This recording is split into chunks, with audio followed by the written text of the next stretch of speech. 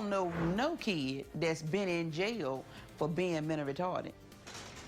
An intellectual disability, a mental illness, and locked up for nearly 4 months. The reason a Bay Area man is still in jail despite a judge's order, and the one thing that has to change to keep it from happening again.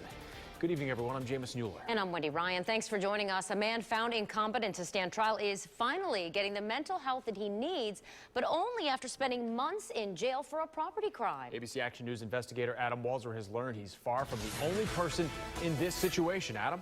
That's right, Jameson. When mentally ill or people with low IQs are charged with crimes, they're often found incompetent to stand trial and sent to local or state hospitals where they're offered help. But as one local man has learned, help often doesn't come quickly. He been tested. You see his IQ scores is 60, 52, 52. Since Christoming Hairston was born, his mother Andrea says her son has dealt with intellectual challenges and mental illness. He heard voices. He changed his voice. On November 9th, it came to a head when she drove him to a community hospital to get him help after he tried to jump out of a moving car. At the hospital, he just started going off again, wanting to spare. He started just kicking chairs and knocking stuff over. Cops were called and Hairston was arrested, charged with criminal mischief for damaging furniture. And I thought they was going to take him to a Baker Act and stuff like that, but they arrested him. And I'm like, why is he going to jail? Doctors examined him and found him incompetent in December. The judge ordered him to a locked forensic treatment program at Grace Point in January.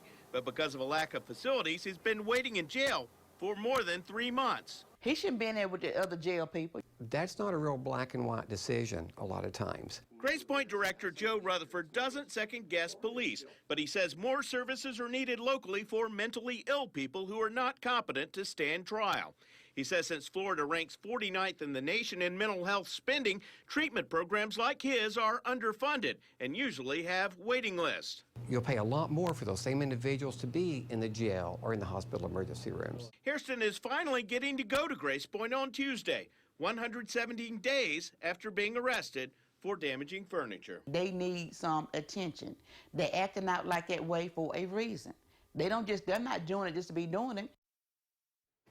The state legislature has passed an additional $3.5 million in statewide funding for programs like the one at Grace Point. If the measure is signed into law by Governor Scott, that will mean that the Grace Point program will be able to serve about a third more people.